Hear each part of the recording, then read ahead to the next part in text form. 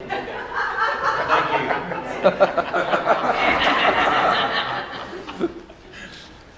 Microphone humor, right?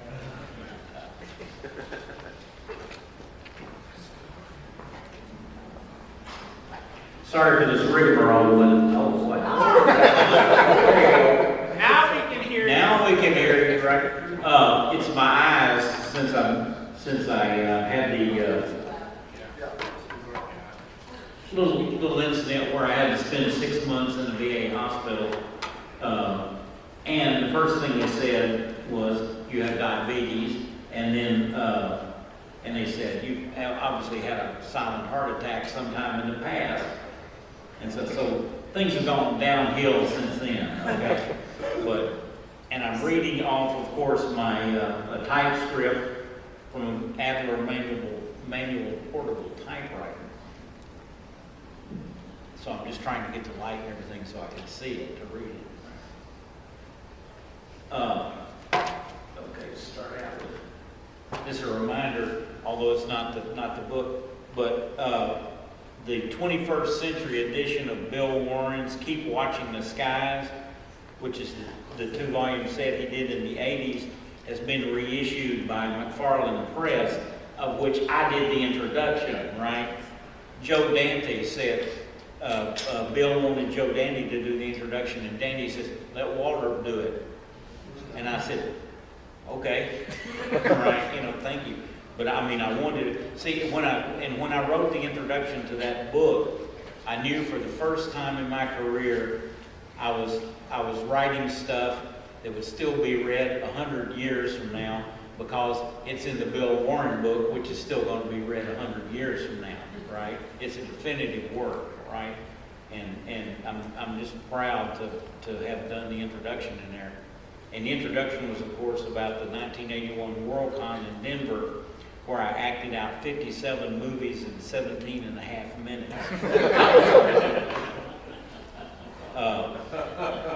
And anyway, all the movies except 2 were covered in Bill Warren's book. So that's how I got the gig, right?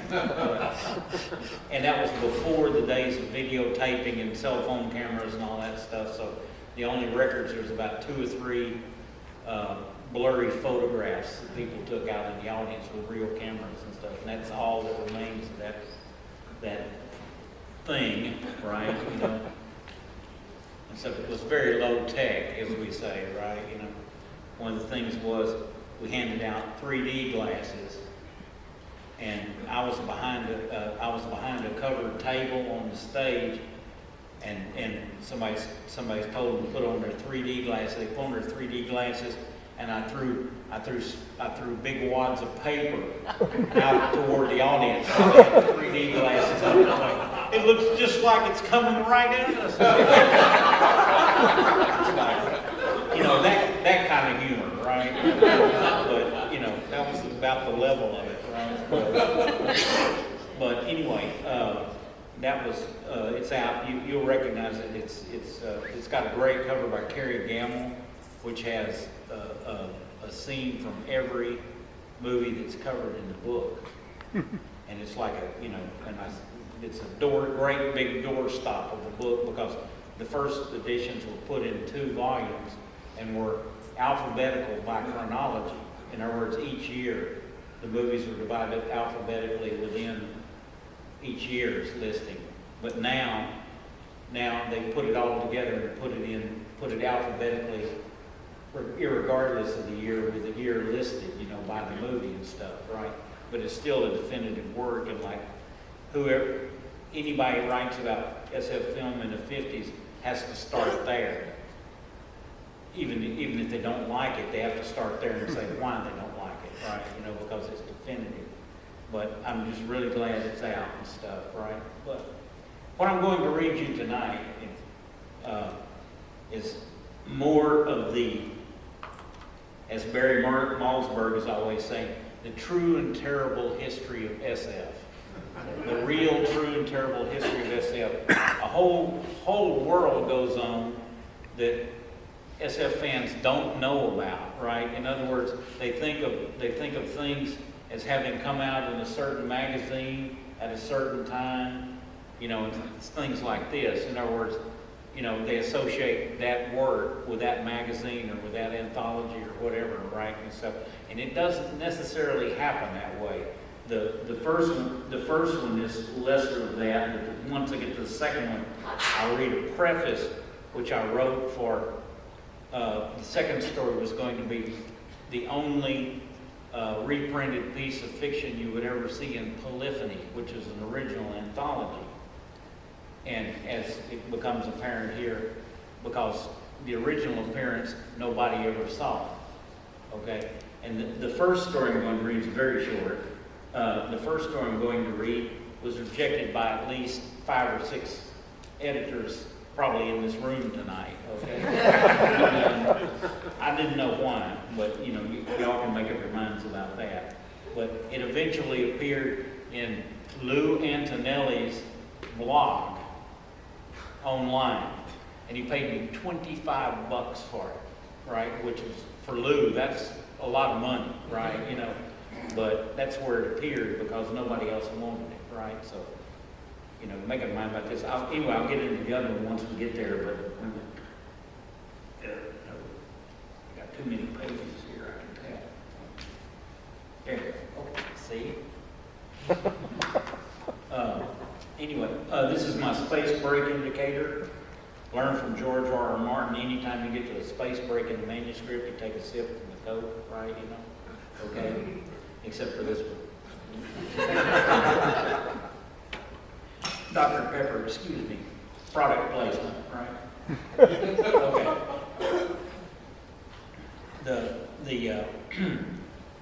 Y'all can all hear me, right? Yeah. No problem. Okay. The first story is called Kindermarchen. That's the one that appeared in Lou Antonelli's online blog. Okay.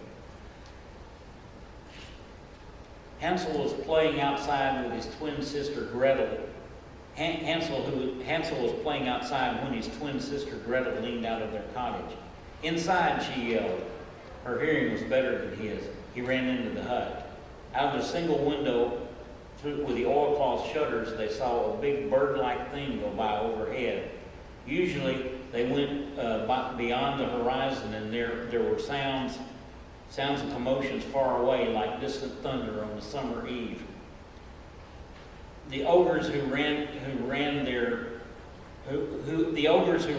kingdom were at war with the ogres of all the other kingdoms, and had been for years. It was only lately that the battles had been nearer to their neck of the forest, this neck of the forest kingdom, and part of it has come within their very household.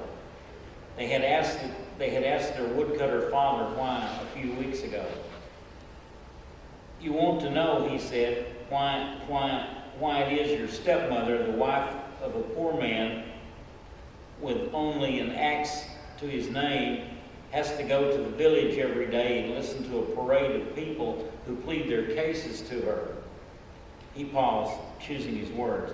He was very tired. He had to go further and further away each day to cut the wood he needed to sell in a small village nearby.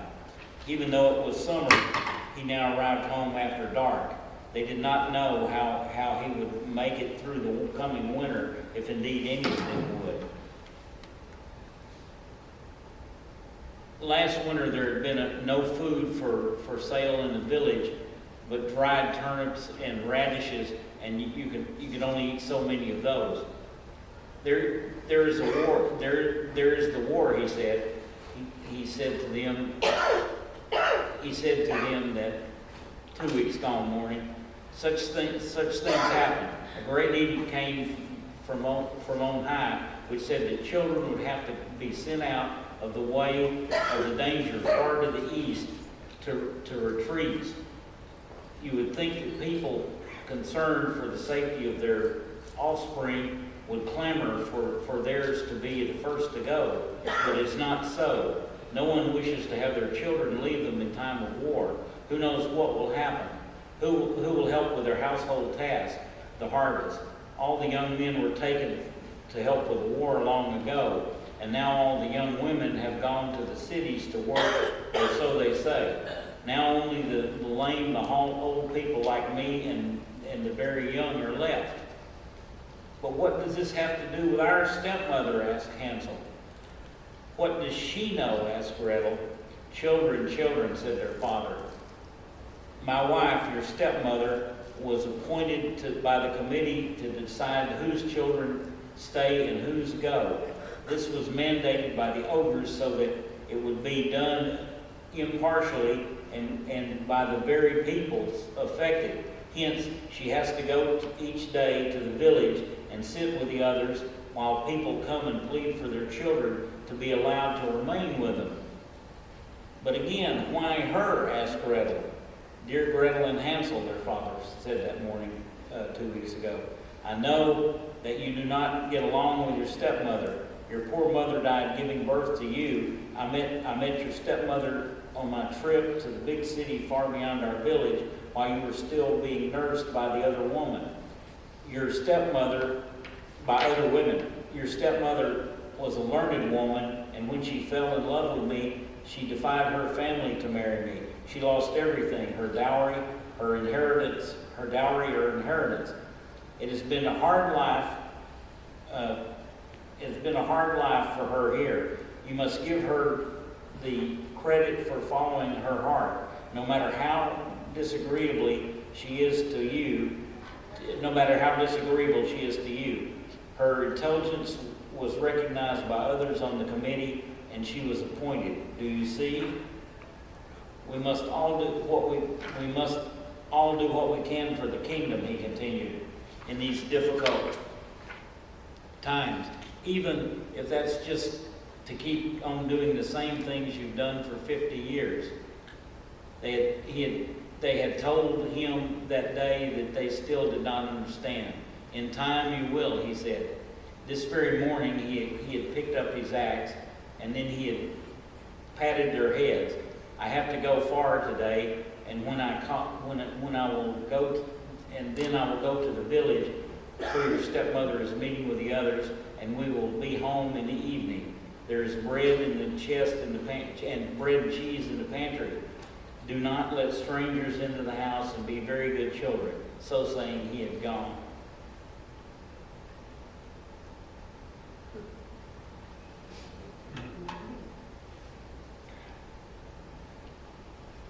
When he and their stepmother came home that night, their father would not meet their eyes. Their stepmother went to the pegs where the clothes hung and took their few blouses and pants down and began putting them in 2 sacks without saying a word. She went into the pantry and put hunks of bread and cheese in each sack. Then she handed a sack to each. Sleep with these, she said. You will leave at dawn from the village. Your names are on the list.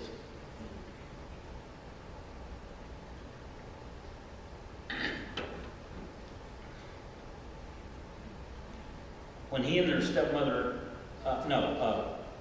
we must do something, whispered Gretel after her father and stepmother were asleep in their corner of the hut. I have a plan, said Hansel.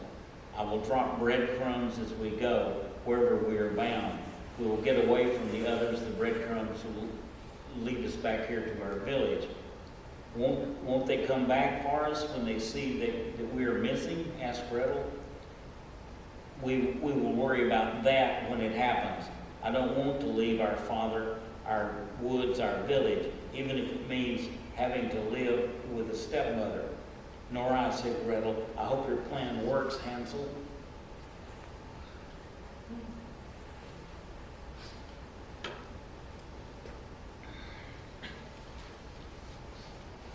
For an ogre, he had a kindly face. He was dressed all in black in the ogre army fashion, but he looked like every little ogre's favorite uncle. Some ogres didn't like being around people, but he seemed to be treating it as just another of his military duties, probably better than being killed by other ogres in massed battle. Children, he said, we have a long way to go to get you away from the threatened area to one of safety, far behind the lines. There you will be with many children of your age. You will play. There are toys galore for your choosing, and you will get to eat sweets and candy to your fill. Can such a place exist? Asked one child to his neighbor. What's that? Asked the ogre officer. Oh, I assure you, my very, very own children have asked me to take them there many times. I always answer the same. It's a place only for human children. You can't go there, and always they cry. I sometimes bring them home some sweets from the great pile just inside the gates. I know I'm not supposed to do it, but I love my children, so I do. But he pulled himself to his full height. Back to duty. Though the place to which we are going is wonderful, just wonderful, the way is long and hard and fraught with danger. Attack from enemies on the ground or from the air could come at any time. We will march single file, keeping to the deep woods. We will leave also we will also have to sleep in those same woods tonight. Sorry, but it is 2 full days' march to the children's retreat. And I will ask after you say goodbye to your parents that you not speak again to each other until we arrive at the retreat. No, not even tonight when we stop to rest. Our enemies are everywhere, even in the forest in the middle of the night.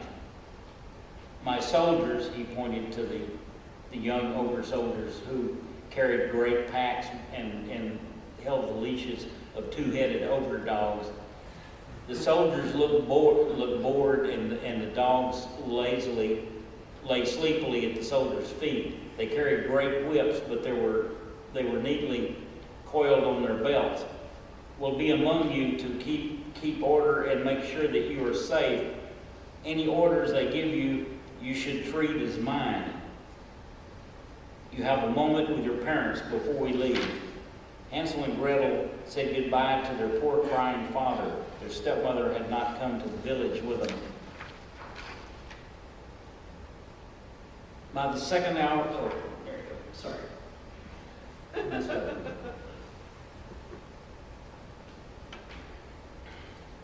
By the second hour of the march, they were already tired, and by the third, some of the children stumbled. Already they were beyond the limits of the furthest they had ever been from their village. Hansel noticed that the path they had taken was a new one that had not been there a month before, but already it was well worn. He tried to dawdle toward the rear of the file of children to drop the occasional crumb. After a while, he did it less and less. They were so tired by the time the summer sun was getting they were so tired by the time that the summer sun was getting when the ogre officer whispered to that this was the spot where they would sleep for the night. They all they all slumped to the ground in their tracks. The soldiers passed out food, a little to each child, to suggest that they had brought from their homes, to augment what they brought from their homes, plus some hard candy. Then they fed the heads of their dogs alternatively. One of the dogs got to in a fight with itself over a piece of meat. It made the children's laugh and be shushed and forget about their tiredness for a moment. What about the breadcrumbs? Asked Gretel in a whisper. It was a stupid idea, said Hansel. A dog's head growled. No talking, said a soldier far away.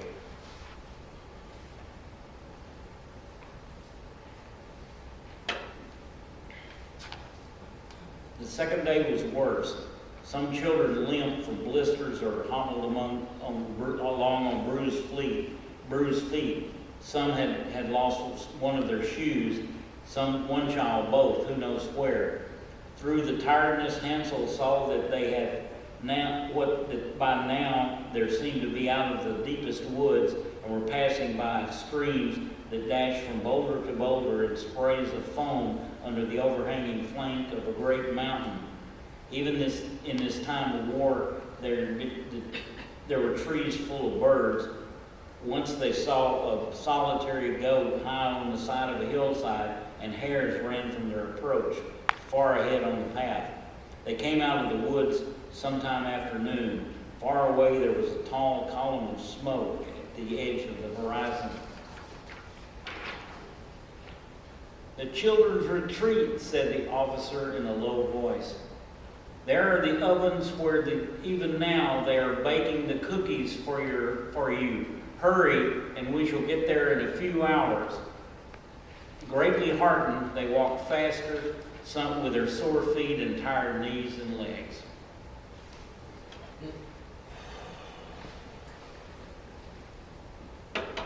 Okay.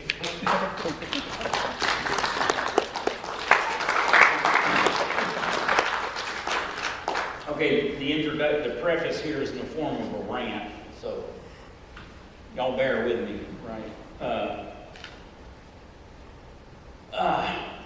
The title of the preface was "Being Careful What You Wish For," part of the true and terrible history of SF, or why you're reading in the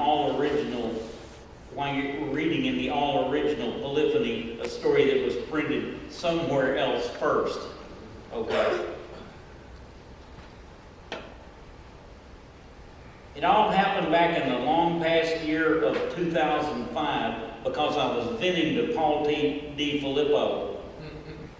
He just, as is his wont, sent me a copy of the newest thing he was in with a story called The Mysterious Iowans.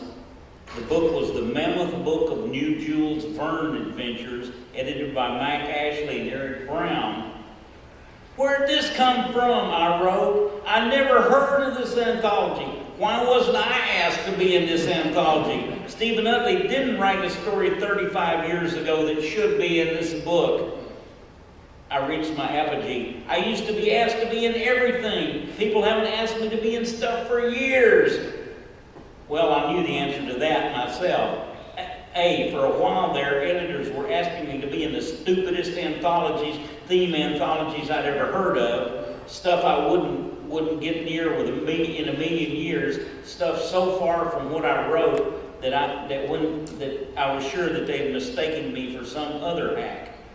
Or B, they had a deadline so close there was no way I could do anything for it. See, unless it's something I've already been thinking about, I need 6 to 8 months or so just to figure out what I wanted to do.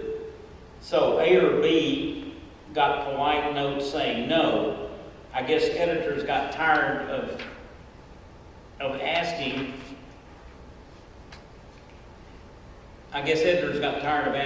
Well, Paul must have been feeling goosey that day or something, or he may have mistaken my tirade against the field for having something to do with him or something. What I think happened is that he passed the word on to Karen Haber.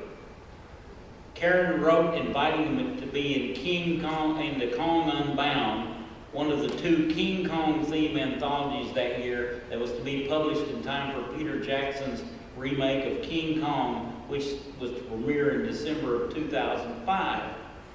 As soon as she invited me, I knew exactly what I was going to write, and I knew how to do it right off the bat. That happens about 3 times a career. "Sure thing, Toots," I wrote back.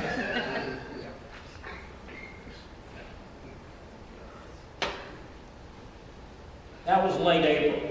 In May, I had to be in the Taos Ski Valley, New Mexico as the wandering scholar for the 2nd year of the peer group Rio Hondo Writers Workshop run by Walter John Williams.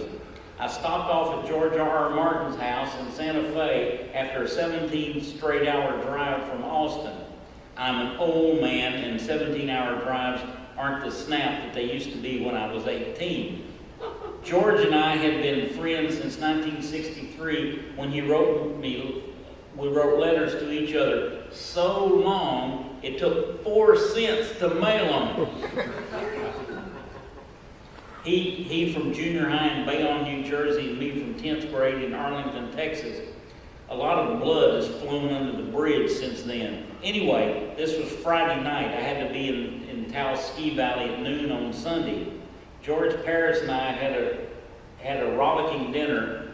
I was rummy-dummy from the drive, and I went over to sleep in George's office house, the one across the street. Saturday morning, I rolled out of bed, drank 2 pots of coffee, like Popeye getting spinach, flopped myself on a Papasan chair, and wrote The Bravest Girl I Ever Knew. Saturday p.m., I typed it up on my Adler manual portable typewriter and went in while George was clicking away on whatever goddamn doorstop of a Psalms novel he was finishing that year. And Xeroxed enough copies of the story for the workshop. If I remember correctly, there was only one shop with a copier in Taos Ski Valley in the summer, and it was $0.25 a pop. Not the place to do copies for a 15-person workshop of your 14-page story. And then there's a line here that I can't read, but just a second.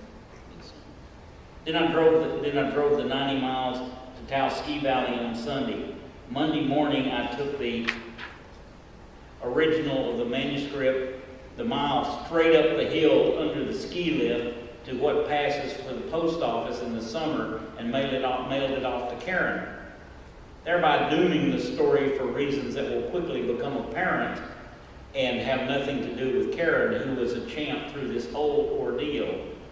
Of course, when I got back to Austin 9 days later, there was an acceptance from Karen waiting. Of course, right. But she said, the contracts will be on the way soon. Say hi to Bob, I said in my letter back. That would be Robert Silverberg, her husband. This will be important later. Well, along about early June, I think, I got this contract. It's not from Karen. It's not from Simon & Schuster, the publisher of Kong Unbound. It's from Byron Price Visual Publications, BPVP for short, who was acting as packager for the book. I had not known this when I wrote the story for Karen. For 35 years, I had avoided dealing with BPVP. Once again, I was a square peg in a round hole. First, The Bravest Girl I Ever Knew was fiction. Everything else in the book is nonfiction, including swell pieces by Jack Williamson, Silverberg, DeFilippo, and a bunch of others. The contract is set up for nonfiction, so half the clauses don't apply to a story. There are restricted clauses, no mention of granting of rights for inclusion in single-author short story collections, best of the years, or award volumes, which are pretty standard throughout the business for a piece of fiction. There's 12 months exclusivity and electronic and worldwide rights, etc. It was the worst contract for a piece of fiction I've been sent in my 36 years in the business. I call Karen. I can't sign this, I say. Cross out the stuff that bothers you, she said. Then I can sign this, I say. I'll fix it up and send it off. A week later, I get a phone call. It's BPVP. Who told you you could change the contract? They ask. Karen, I say. You know, the editor. Well, she should have told you you could change the contract. Everybody has to sign the same contract or we can't pay anybody or publish the book. Mine's a piece of fiction, I say. That's not what this contract is set up for. Sign the contract like we sent it to you. I went to the office and found a clean copy of the contract before I diddled with it. I made 3 copies and signed them. Then I wrote the nastiest letter I've ever written to someone when there's money coming from them. It is Byron Price himself, telling him what I thought of his contracts and his business dealings. I Xeroxed that too and sent the letter and the contract off to him. Of course, all this arrived in the office the day Byron Price was killed in a car wreck out on Long Island. Nobody at the office wanted to deal with me or with my letter, so they asked Karen to call me and find out what was the matter. I told her, well, I can see why you're upset. I would be too if it were my story. Thanks, I said. Just let me know how things are going now that I've signed this damn thing. That was June. July and August go by. No money. I figured it's more BP bullshit. But no, or at least not officially. Karen sends out emails to everybody else and a letter to me. The problem is Peter Jackson. He hasn't signed off yet on the merchandising rights to King Kong. In our case, it is Kong Unbound. The merchandising rights to In Toto consist of a scene from the new movie on the cover. Since all the other essays in my story are about either the 1933 or, God help us, the 1976 version of the film. In August 2005, no one has seen the new movie yet. The way I understand it, Peter Jackson, who's just been paid $200 million for the Lord of the Rings movies, and is going to sue for another $100 million because the studio was dumb enough to give him the figures they used to figure that they owed him $200 million from, and his accountant looked over his shoulder and said, they owe you another $100 million if those figures are right. Anyway, this guy has not signed off the merchandising rights and is keeping all of us from getting our American simoleons. I'm sure not getting my $300 was not keeping him tossing and turning at night. Not really his fault either, as he was in post-production on Kong 8,000 miles away. Anyway, September, October, November passed. I hear by rumor, Jackson has finally signed off on the rights and the flood of merchandise begins. The movie is coming out in December. Lawrence Person and I will, in fact, review it for locustmag.com. On December 1st, 2005, I received a media mail package from BPVP. It was mailed 16 days ago. Inside are 2 copies of Kong Unbound and a check for $300. Media mail. After all these months, I call Karen. Bob answers. Got your money yet, I ask. No, even though Karen got paid for editing the book last week. And they didn't notice your address was the same as hers? No, they didn't. Don't get excited, Bob, I said. It's coming media mail with the book. There was silence on the line for a few seconds, and Bob said, don't you love it when they do that? Mine took 16 days from New York City. Yours can't be more than a few days behind that. I rang off. Besides these 2 copies I got in that December day in 2005, I've seen exactly 1 copy for sale in a Borders 2 weeks later. Then on a day in early spring 2006, BPVP declares bankruptcy for themselves, including iBooks, after lying to everyone about the state of their upcoming projects, and everything has been tied up in a never-ending bankruptcy procedure ever since. It never got down to intellectual property, mine anyway, and someone bought the whole shebang and are still trying to figure stuff out. BPVP and Simon & Schuster exclusivity on my story ended in December 2006. As for your publisher's reason she wants to put out, this is from Polyphony, publisher reason she wants to put out the only story you'll ever see as a reprint in Polyphony, she said, nobody saw it, and she was right. Here it is, another refugee from the true and terrible history of SF Malzberg's always going on and on about, and he's right too. Now here's the story that was in the bankruptcy court for a year and a half before I could get rights back to it.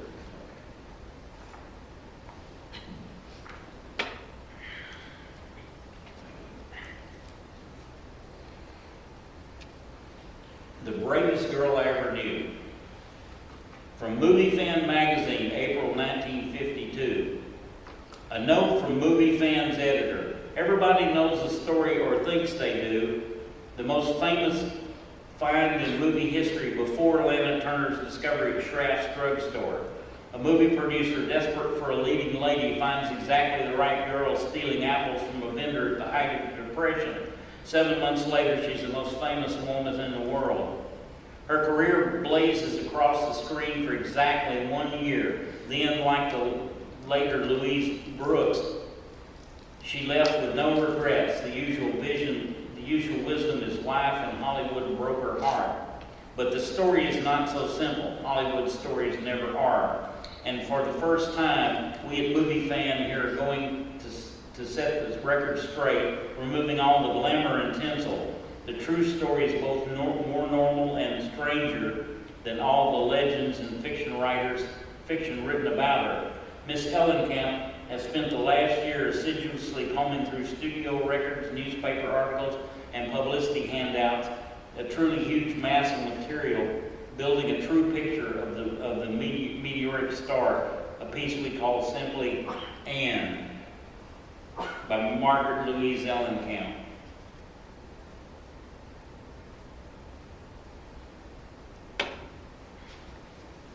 First off, she was Canadian. Born in the community of Dollarton on Vancouver Bay in 1910. Her father, Big Al Darrow, formerly a logger, was killed while with half his battalion at Beaumont Hamel. Her mother, Angelina, was taken off by the Spanish influenza epidemic in 1919. Secondly, as those who've seen her last 2 films know, she was a brunette. For her first and most famous role, her producer Carl Denham insisted she be blonde to play up the dark versus light Beauty and the Beast theme.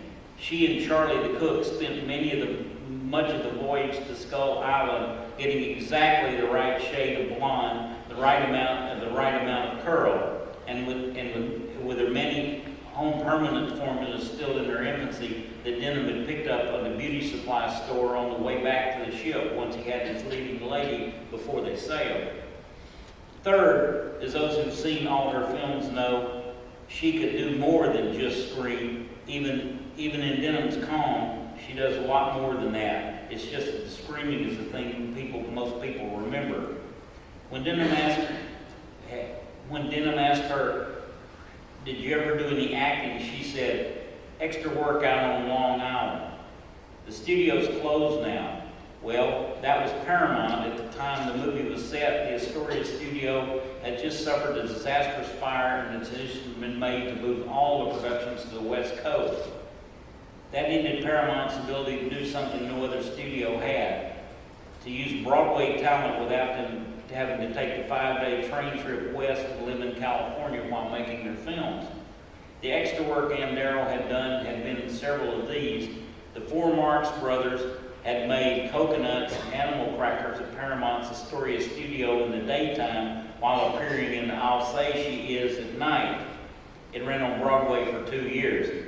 If you look closely, as I did, you can see that Anne is one of the crowd of girls on the beach just before Irving Berlin's Monkey Doodle Doo musical number in Coconuts, and is one of the guests at the unveiling of the painting in Animal Crackers. She was 19 and 20 when she did those. She's only on for a few seconds in each, and don't be looking for a blonde.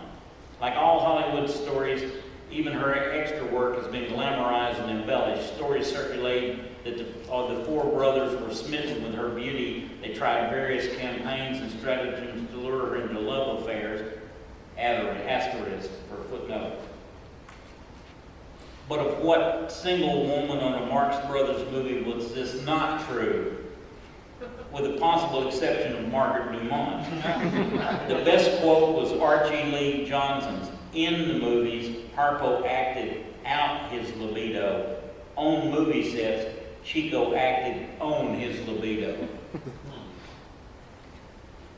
Most writers think that this was a figment of some publicist's imagination, retroactively fired by the thought of Anne's beauty and of the Marx's notorious behavior.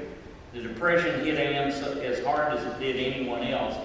She had a few walk-on parts in a couple of reviews written by writer friends of hers, but these jobs, like the extra work, dried up. At the time Denham found her, she was living in a $6 a week rooming house at the edge of the village, and according to friends, having to borrow part of that most weeks. Then Denham offered her the fame and adventure and thrill of a lifetime and a long sea voyage beginning at 6 o'clock in the morning, and the rest is just like in Kong. Little known is the fact that all the scenes of Kong detailing Anne and Jack's adventures from the time Driscoll left Denham on the other side of the ravine were recreations. About the last thing Denham still had money for after Kong fell off the building. He saw the movie as a way to recoup some of his losses from the disaster that was Kong as a Broadway star attraction. What was recreated for the film was the early fight with the Tyrannosaurus, the scenes with Kong and Anne in his lair, the scenes of Jack and Anne's escape from Kong, and a few of the scenes of Kong breaking the gate in the wall to get at the native villagers in his search for Anne. Double footnote, double address. True to Denham's prediction, the cameraman ran. After filming Kong shaking the sailors off the log and getting that horrifying pan shot down into the ravine, the cameraman went with Denham back to the wall. Denham was filming while Kong was trying to break the gate, then went on to help in the futile attempt to stop Kong from breaking through. The guy dropped the camera and bolted for the shore. Denham shot most of the destruction of the village. The cameraman, now out by the boats, got the shot of Kong's gassing.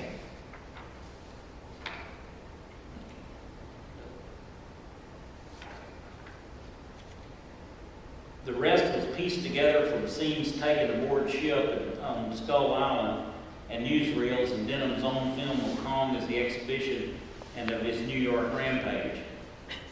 In the studio, they got a well-known animator to recreate scenes. The effects were so wonderful and lifelike, it was hard to tell where the real Kong left off and the 18-inch actor model took his place.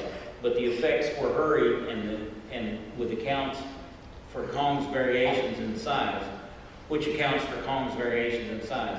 Assume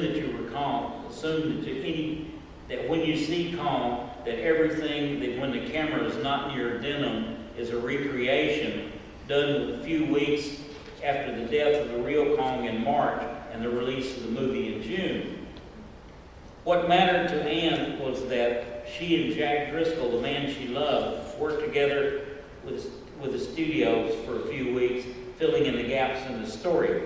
Kong is a living exhibit premiered 2 days before FDR took office as president, and it made an enormous amount of money that first night, even though FDR had already announced Sunday, the 5-day bank holiday, in which all banks throughout the nation would close. People turned out to see Kong at top ticket prices no matter what. The same thing happened when the film came out. It was an enormous hit. Denham had been right all along about being a millionaire and sharing it with you boys, and in this case, girl, where it would have been true had not Denham's expenses and litigations not eaten up all the money from the exhibition and the movie. But by the time the movie premiered, Denham and Englehorn were on their way back to Skull Island to find the treasure that would eventually save Denham and with another leading lady. People ask why didn't he just take Anne back with him? At the time of his greatest financial troubles, the only valuable asset he did have was Anne Darrow's personal contract. She was the most famous woman and actress in the world at the time. Denham had loaned her out to MGM for a huge sum of money for their next super production. Of course she did it. She owed everything to Carl Denham, but little did she realize that she would have to do it with a sorrowing and broken heart.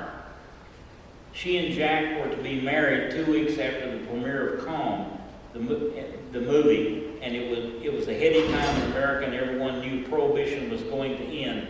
So one night while Anne was off making a personal appearance at a charity event, Jack ran into a bunch of sailors he shipped with before he became Captain Englehorn's first mate, and they went off to some speakeasy and drank some poison liquor. 4 of the sailors died, Jack among them. The newspapers that week said she was inconsolable. First Denham in the ship had gone back to the island, her on loan out to MGM, and now Jack dead. That was the state of things when she took the Zephyr out to California in the summer of 1933 to star in The Return of Tarzan, where she played Queen Ma of Oprah, opposite Johnny Weissmuller and Maureen O'Sullivan, back in their roles from Tarzan the Ape Man of 1932. Some of her broken heart is still up there on the screen, especially in the scenes longing for Tarzan. It was La and Tarzan before this woman came. They were happy. Let us be happy again. Rule with me over my kingdom. Sigurd Gibbons' set design for the collapsed Opar, the Ophir of the Bible, the half-broken dome, remnants of former buildings, ruined gardens, crumbling and vine-covered statues, all got across a feeling of a vanished civilization, older and larger than the one on Skull Island. The inhabitants, La's subjects, shambling half-ape men, beautiful women, chanted and danced at the thought of their queen, that their queen was to marry the lord of the jungle. Anne threw herself into her work, all the while fending off Weissmuller's busy hands, as she said, as she called him once in an interview. He was like a 6-foot-tall upright octopus, she said. Her screen time in the film is 30 of the 96 minutes, but they were memorable and intense ones. The famous still of her, not in the movie, half crouched on her throne, backed by the 2 crossed 20-foot-long ivory tusks, still sell for high prices to collectors of movie memorabilia. More so even than the elephant's graveyard sequence in the first movie, what most people remember is the scene with La and Tarzan standing on the broken balcony looking over the vine-covered remnants of the former great city while the moon rises behind the 2 bodiless legs broken off just above hip level of the statue of the ape god of the ruined city. Cedric Gibbons again.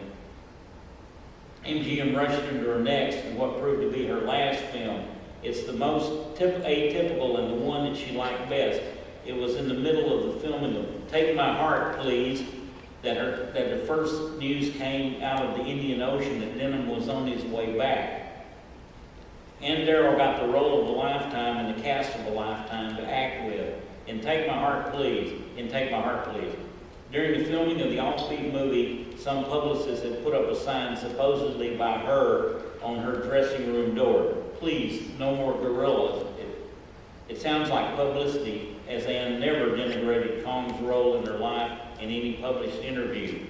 In her movie, Anne is a low-tier stage actress who lives in a rooming house, much like the one she lived in only 18 months before. She and her best friend Zuxi, that's Z-U-X-X-Y, the X's are silent, says Zuxi, are hired by the producer to play off stage the parts of the producer and assistant producer's wives. This is in order to counteract the suspicions of the society mother of the rising starlet about bachelor producers of Broadway shows. They want the starlet to be in their next one. The usual complications ensue. One screwy complication leads to the next, that leads to the next one. Anne's character and Zuxi end up with the wrong right people. There's a tremendous chase with a hook and ladder fire truck and a trolley car. For Zuxi, Eve Arden was on loan out from Paramount. In return, Loretta Young had to spend 2 weeks at Paramount in a South Seas movie no one ever saw. The producer was played by Leon Ames, the associate producer by Franchot Tone, who ends up with Anne's character while Arden ends up with Ames. The society dame by Margaret Dumont, in this time not very comic role, and she was very good in it. There are bits by Edgar Kennedy, Raymond Welburn, and Franklin Pangburn. Grady Sutton is the young starlet's brother, sort of a thinking man's suspicious weasel. the more he looks, the more he sees in the false situation.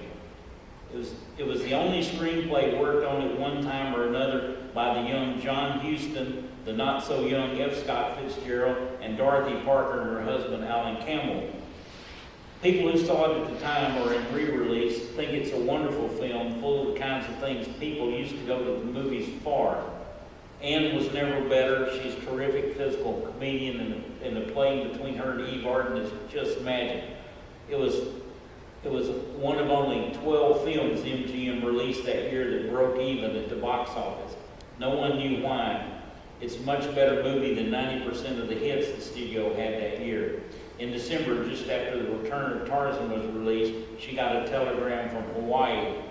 "Gee, kid, looks like you're a hit. We'll catch the flick in Honolulu tomorrow. Returning to States next week. Don't worry about me. Things are great. Our money worries are over. Stay the way you are and be swell. Denham."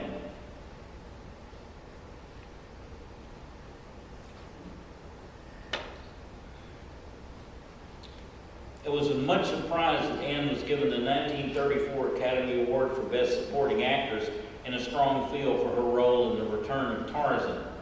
Gibbons won the first ever Gibbon one for his art direction. At the ceremony, Eve Arden had a telegram from her that said, "Eve, if I win, just say thank you very much and sit down." So Eve Arden said, "Thank you very much and sit down." That same month, Take My Heart Please opened to some great reviews and disappointing box office. By then, Anne was 6,000 miles away.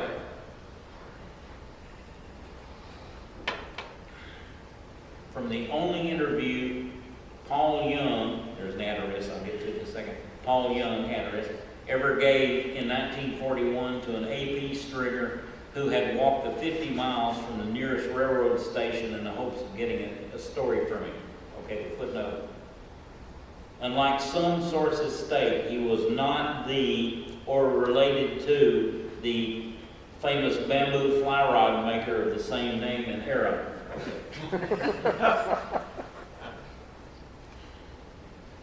Paul Young. "I fell in love with the girl the first time I ever laid eyes on her. Not the googly-eyed movie love either. I said, 'Paul, this is the one for you.' That was late in '33, and I was leaving this rubber and peanut plantation for the States on business anyway, and I set about winning her heart. After all the calm stuff and the sad business about Driscoll and Denham's troubles and whatnot, I once said, 'No one has to worry about Carl Denham.' Anyway, I knew people who knew people, and I found myself at a party somewhere up in the LA hills, and there she was, and brother, I wasn't in the least bit disappointed. I had shaved off my mustache for the trip. She was shorter than me. She was shorter than she looks on the screen, and she reached up and fingered the dip under my nose and asked, 'How do you shave in there?' And I said something Hollywood with embarrassment, like, 'For you, I'll cover it back up,' or something. 3 months later, we were on our way back here, so as happily married as two people have ever been in the history of the world."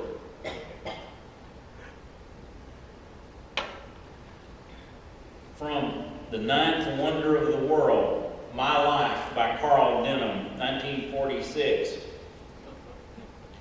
"She came into my office after she finished the last picture. She looked around, eyeing all the sharp new stuff I had. 'It's true then,' she said. 'I don't have to worry for you anymore, do I, Mr. Denham?' She never called me anything but Mr. Denham in all the time I knew her.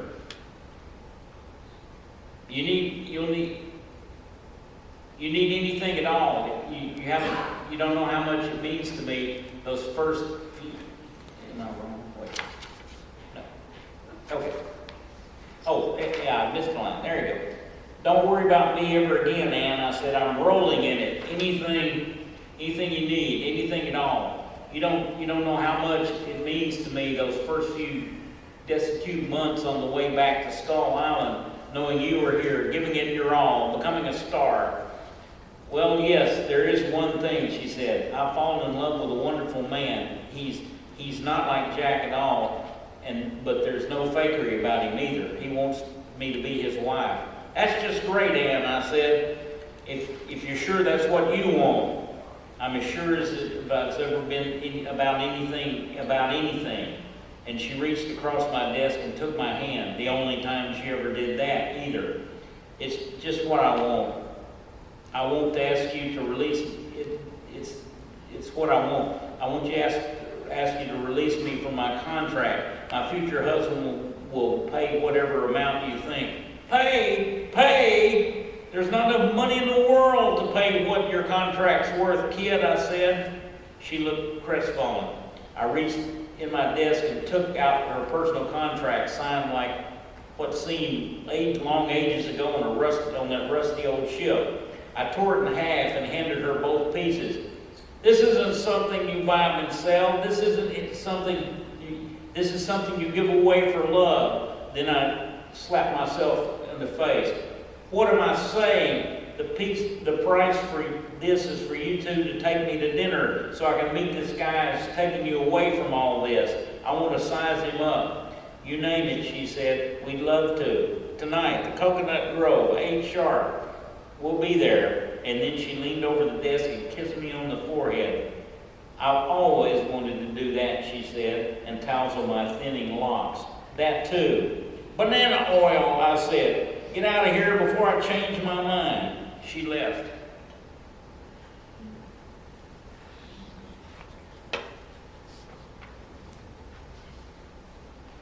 That night, as I said goodbye to them outside the club, I thought sure she'd be okay for the rest of her life. Well, she was, but you know what I mean. I shook hands with Paul, working hands, not the hands of a sissy.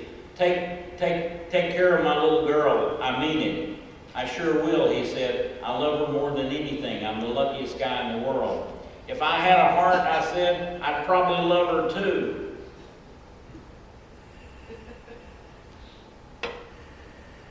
They got into the cab and waved. They looked so happy. It was the last time I saw her alive. Poor kid.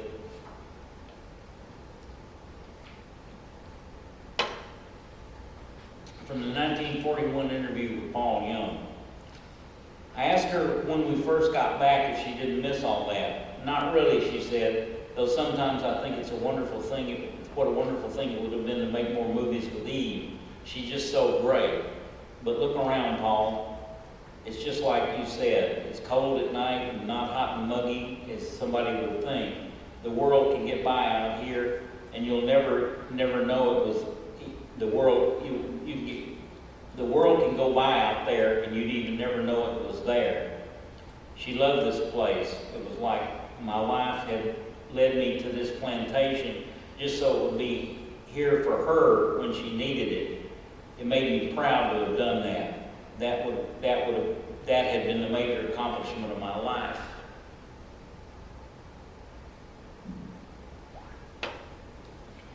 From Denham's The Ninth Wonder of the World.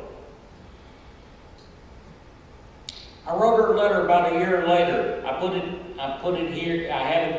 in here to show you what I was still thinking at the time. Dear Ann and Paul, I can't believe it's been a year. I've been so busy it looked up and the whole year is gone. I got to see your last picture a few months ago. You said it was swell. You and it were swell. So was everybody else in it. You're right. Eve Arden is a pistol. Sorry to picture Tank, but it's still there for everybody to see from now until the end of time. They can't take that away from you. What with the 2 pictures I made this year and what's left of the Skull Island treasure, I look to be sitting pretty for a long time. But I've got to admit, it's been getting I'm getting a little too stiff to be running around jungles and throwing gas bombs and such. People keep bringing me plays and movie scripts they say you'd be great in, and trying to get me to get you to get back over here. But I tell them, don't get your boxers in a twist. I know she's happy, and I know that she knows the door's always open if she ever changes her mind. Meanwhile, write your stuff for Carol Lombard or Jean Arthur, though neither has Ann's range. I just want to say again how much knowing you has meant to me. We gave them some great stuff. It was Greg gave them some Sacco stuff, didn't we, kid? I hope you're tremendously happy, and my best to Paul. Your pal, Carl Denham. From the Paul Young interview. She woke me up the night of the day we'd gotten back from Madoni, where she'd seen the doctor and knew she was going to have a baby. She was upset. For the first time in a year, she said, I dreamed about Kong, and it wasn't a nightmare like all the other times in the past. We were on top of Skull Mountain outside the cave where the pterodactyl picked me up. But the only ones in the scene, the only ones in the scenes were far away. Kong was sitting, leaning forward, his hand out in front of him, his legs dangling over the abyss. We were just sitting. I didn't say anything. It was like he knew what was going to happen. Like Denham said, he was a tough egg, but he'd already cracked up and gone sappy. Like he'd already accepted anything and everything that was going to happen because of me. Paul, no matter what the future holds, I want you to know it's not necessarily for the best. I mean, I want you to know, it's not necessarily for the best always, but it will be something that's supposed to be the best. It's supposed to be, it's what's supposed to happen, excuse me, right? I'll be okay if I know you're going to do one of two things for me. If I have a boy, I want you to name him, don't be upset, please, Jack Denham Young, and give him this. She said she had been shopping in Madoni where they had not very much shopping to be had, but they just got in some stuff from Nairobi. Where it came from in British-controlled Africa, I don't know. She handed me a baseball glove. I know there aren't teams out here, but teach him how to play like he was going like a boy in America. Anne asked, "Why are you talking like this? You can teach him how to play. You've got a better arm than I have." And if it's a girl, she said, and handed me a crazy-looking doll, "I want you to name her Jill Eve Young and give her this, whose name I just decided is Genevieve. Can you promise you'll do these things?" "Of course," I said, "of course, but don't be talking like this. You're going to be fine. We'll have as many kids as you want. We'll make our own baseball team." She put her fingers up to my lips. I'd grown my mustache back by then. "Just do whatever of these things you need to do, and I'll be happy, well, happier." Dreaming of Kong dreaming of Kong that way made me realize the world goes on forever. Sure it does," I said.